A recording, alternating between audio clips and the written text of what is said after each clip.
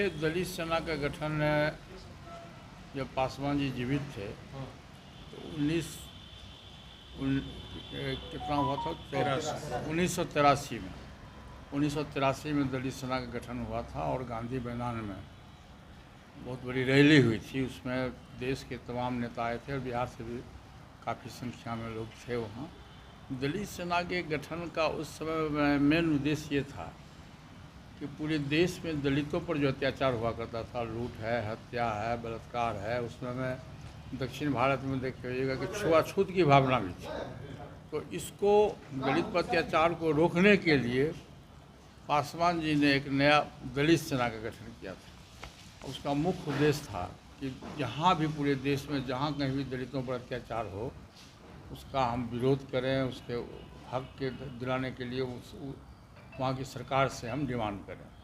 उसी के उद्देश्य बिल्कुल ही सामाजिक संगठन है दलित सेना, लेकिन हमारे दल से राष्ट्रीय लोक जनशक्ति पार्टी से जुड़ा हुआ। राष्ट्रीय लोक जनशक्ति पार्टी का ये आत्मा है दलित सेना और ये सामाजिक संगठन है और इसका विस्तार हमारे पूरे देश में है। सभी स्टेट में आप जाएंगे तो नॉर्थ इंडिया से बेसी साउथ में इसका विस्तार है। उसी के तहत बिहार में भी अब हम चूँकि आगामी विधानसभा का चुनाव 2025 में है तो इस अभी से ही हम लोगों ने तैयारी उसकी शुरू कर दी है विधानसभा के लिए। तो दलित सेना जैसे अभी चौकीदार दफादार रखवार की बात है बिहार में, चौकीदार दफादार को जो वर्षों से करीब 500 वर्ष से ही ये पासवान समाज के लोगों को परिवार में चौकीदार और दफादार का पद मिला करता था।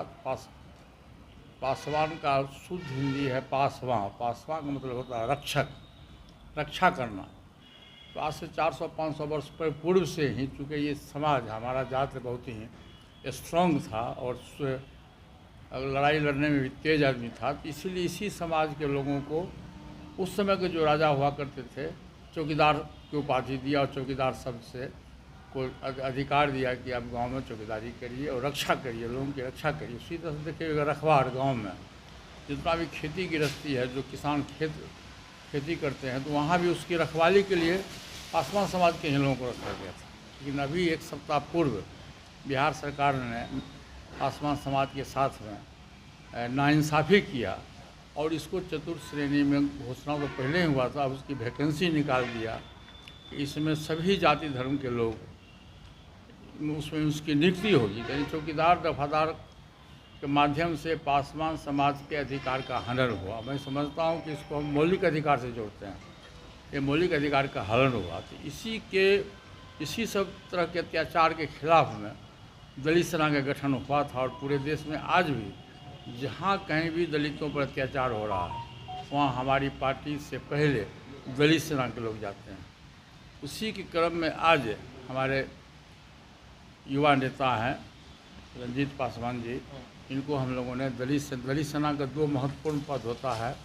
एक होता है प्रदेश अध्यक्ष, हमारे प्रदेश अध्यक्ष श्री घनश्याम दाहा जी हैं, हमारे बगल में हैं, और प्रधान महासचिव श्री रंजीत पासवान जी को हम लोगों ने आज बनाया है। और कल से ये लोग पूरे बिहार में घूमेंगे, गांव-गांव घूमेंगे, पंचायत घूमेंगे और दलितों को जागृत करेंगे, दलितों को बताएंगे कि आपका क्या अधिकार है और जहाँ कहीं भी दलित पर अत्याचार होगा उसका ये लोग जा कर के समाधान करेंगे। और इसका उद्देश्य 2025 के विधानसभा के चुनाव से भी आप जोड़ सकते हैं। क्या आप ये कह सकते हैं जो मतलब जो पासवान का वोट बैंक रहा है वो दलित सेना के माध्यम से आप अपनी तरफ साधने की कोशिश करेंगे? करने शुरू से है।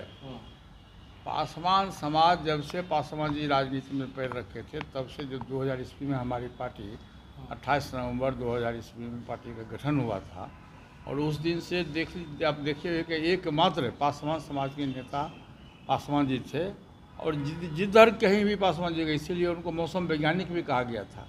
जिधर भी गए, यूपीए गठबंधन में जाएँ या एनडीए गठबंधन में जाएँ, जिधर भी जाते थे पासवान समाज का जो हमारा वोट है 7% एक मुश्त अस्थायी रूप से उसी पार्टी को मिलता था जहां पासवान जी जाते थे। लेकिन कहने करते अब तो 2 दल हो गए हैं ना, पासवान किसको माने, राष्ट्रीय लोक जनशक्ति पार्टी को माने या लोक जनशक्ति पार्टी को? जात में दल नहीं होता, जात अपने लीडर को चुनता है। जात अपने लीडर को चुनता है, समझे ना। और आपको समय आने दीजिए, 2025 में आपको जानकारी मिल जाएगी कि पासवान समाज किसके साथ। अच्छा, एनडीए के सभी लोग नीतीश कुमार जी से मिल रहे हैं, क्या आप भी मुलाकात करेंगे? मैंने नीतीश कुमार जी से मैंने समय मांगा है। समय मांगा है। हाँ, मैं समय मांगा है। महामहिम राज्यपाल महोदय से भी मैं समय मांगा है, क्योंकि राज्यपाल महोदय अभी बिहार से बाहर हैं, 4 को आएंगे, तो फिर मैं दोबारा दिल्ली से आके महामहिम राज्यपाल महोदय से और अन्य मुख्यमंत्री जी से मैं मिल के और अपनी बात को मैं कहूँगा।